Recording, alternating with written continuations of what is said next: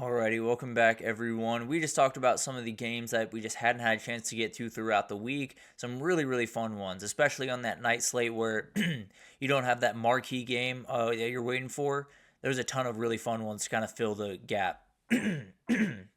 Excuse me, I apologize for that. But let's get into some of my best bets for this upcoming weekend. A lot of really, really fun ones all across the board this one, and did drop a little bit below 500 this past weekend, so trying to get back on track here and get things rolling. And it's going to be a really fun weekend. We got a couple of games that I'm a little bit on the fence about, but one that I feel pretty good about, honestly, is SMU covering the spread of 10 over Virginia this upcoming weekend. This SMU team can smell the finish line. There's no doubt about it. If they win this game, they were into the ACC championship in their very first year. They feel very good about where they're going in the CFP, and they've probably changed that program forever in a lot of different respects. But at the end of the day, that Boston College game was not necessarily great. The defense didn't play great. They let Grayson James get away in the run game quite a bit. They're going to come into this one mad. And when you have the linebackers that they have in Ahmad Walker and Kobe Wilson, they're going to get after you. They are very, very tough individuals, and they're two guys that I don't think are going to let performances like that happen 2 times in a row, especially against a guy like Anthony Coulandria, who can absolutely get out on the edge and make you hurt with his legs. I think they're just not going to let that happen. I think this defense is going to play a whole lot better. Virginia team got absolutely gashed on the ground last week. I think Brashard Smith and Kevin Jennings have huge days on the ground. SMU gets a relatively comfortable win and punches their ticket to the ACC championship. I do like the over in Colorado, Kansas because it's a very enticing over. I'll be totally honest with you. These two teams are going to get after each other because you look at these two offenses right now. Kansas is playing as good a football as they've played all year. Colorado is one of those teams that they're always good to score some points. Whenever you think that they're not playing well one day, whenever you think that they're going to be a little bit stagnant or a little bit off, they hit a big-time play to Will Sheppard, and the entire game changes. So I'm not super worried about Colorado in this respect. Also, I do think both these defenses are good, and they've started to elevate their game just a little bit. I still think they can be had. I think this Colorado defense has done a great job. I think if they are able to get blocked up front and give Jalen Daniels time, I think it could be a load for them to deal with. So it's going to be awesome to watch this one unfold. And I think when you look at the Colorado wide receiver core, so much of this season for Kansas, especially this last little bit, has been about how good their corners have played. You know, Mello Dotson, Kobe Bryant, really talented players. This is going to be the tallest order by a million miles. And then for Kansas, I really do think they're going to have some success running the ball up front. I think this game is going to be fast and furious to start and then maybe settle in a little bit. I think we're playing in the 30s in the fourth quarter in this one. Pitt +8 at Louisville is going to be a really interesting one because I am picking Louisville to win the game. So it's going to be a little bit of a battle back and forth. We'll see what happens here. But I do think Pitt's one of those teams that is just not going to let you off the hook. I don't necessarily think they're going to play the prettiest game on Saturday. In fact, I can almost promise you they will not play the prettiest game on Saturday. But the biggest thing I noticed when they played Clemson a week ago, where a lot of things were on the line, a lot of different implications, but still, even if they won that game, they would be on the outside looking in of the ACC championship.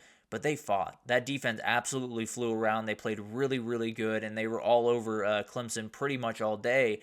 I don't think Louisville is going to be all that different. I think they're going to be all over this offense. I don't think the deep plays are going to come quite as frequently as Louisville would like, and I really do think this is going to be a very close game, a little bit gross and a little bit against what Louisville wants to do in it. I think Pitt wins this one, or not wins this one. I do think Louisville's probably going to get the win. I think it's a one-score possession one way or the other for sure.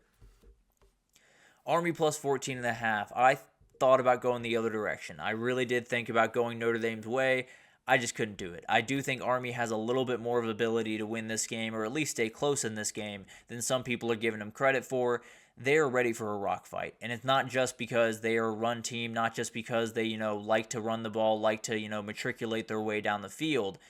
It's because they have one of the best run defenses in the country. They're more than happy to keep this game on the ground because they feel pretty confident in their ability to stop the run on the other side. Obviously, an entirely different stratosphere to what they've been playing before. But at the end of the day, you're playing really good run defense, you're playing really good run defense. If you are structurally sound, you are structurally sound, and then you just got to make the tackle in front of you. So it's going to be really awesome to watch all of this unfold, and I do think Bryson Daly's just one of those players. You're probably not going to stop him. Not to say that you can't slow him down.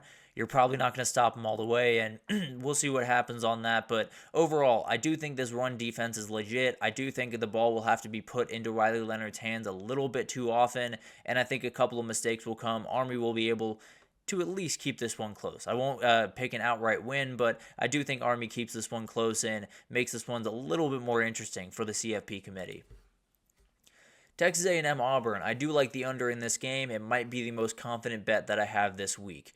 This one's going to be gross. I feel very confident in that. I'll be totally honest with you. I will say, if you're an NFL scout going to this game, just lock in on the front seven on either side. Those D linemen, those linebackers, those are the guys that you're going to want to be watching in this one. And then there are wide receivers on that Auburn side that you're going to want to watch as well. But at the end of the day, it's going to be an absolute slugfest. I think it's going to be a fun one. Don't get me wrong. I do love me a good slugfest every now and then. But I don't think A&M is going to be able to run the ball with Marcel Reed with how athletic the defensive line and defensive front is for Auburn. I don't think Auburn's one of those teams that is going to be able to go through this game without making any mistakes, without stalling out a drive in the 5-yard line or throwing a pick in the end zone. That just feels like something that's going to happen in this game. So at the end of the day, I do think it's going to be a lot of maybe some sustained drives that end up going up with field goals, maybe some sustained drives that end up ending with picks or turnovers or something like that. But I do think it's one of those games that is just going to be a grind you out game. A&M just has to win by 1 point. I said it earlier in the week. I don't care how ugly this game is if you're an A&M fan. Win the game, move on to next week, and then give yourself a shot at an SEC title berth. Another under that I like at the exact same number is Alabama-Oklahoma. I think this is going to be a really interesting game, and when you talk about this Oklahoma team, they just badly want a spark. They badly want that one thing that makes fans feel a little bit better about this season, that one thing that makes you feel like, okay, maybe 2025 we can really get this thing rolling, really get rolling downhill, and more than anything, you want to make a bowl game. You're not even at a bowl game right now. So you very badly have to get this one done, and you very badly, at the very least, keep this one close. Give your fans a little bit of juice here, and I think your defense is going to be able to do that. You know, Jalen Milroe is such a gifted runner, such an elite athlete, one of the best in the entire country. Oklahoma's really good against the run. And if that's the only way that Alabama's going to be able to attack them, which has kind of been the way they've attacked the last couple of weeks, I think it could get a little bit bogged down. The way this game to me just screams 7-6 at halftime. Alabama's up 7-6, and you're looking around thinking maybe Oklahoma can get this done. I do think Alabama gets the job done. I do think they finish. But I think this one's gross. I think OU offense is not going to score at all. I don't think this run game for Alabama is going to be nearly as effective as it has been the last couple of weeks, and I think it'll be a little bit close. I'm not picking Oklahoma to win, but I think it'll be a little bit closer than some people think. And then UCLA, I like them +5 against USC.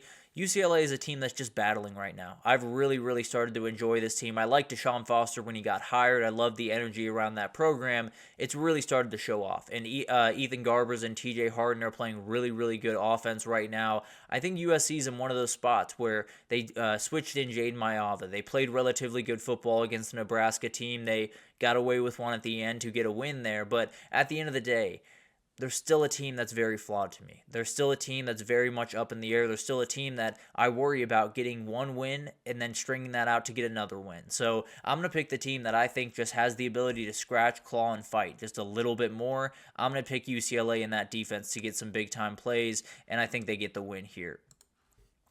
And then we got LSU.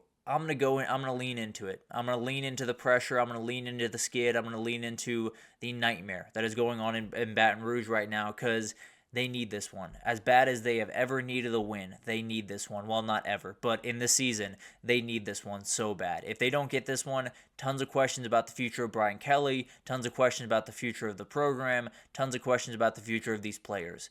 You have to get this one done. You just have to. So I'm going to bet on you to do it. And for a more football reason, more than anything else, the Vanderbilt team overall has been incredibly good. Over this entire year, they've been incredibly good. When you talk about Vanderbilt football, they're 6-4. It's been incredible to watch. But they have started to stumble as of late. And one of the big-time issues has been getting that run game going to the degree that they like.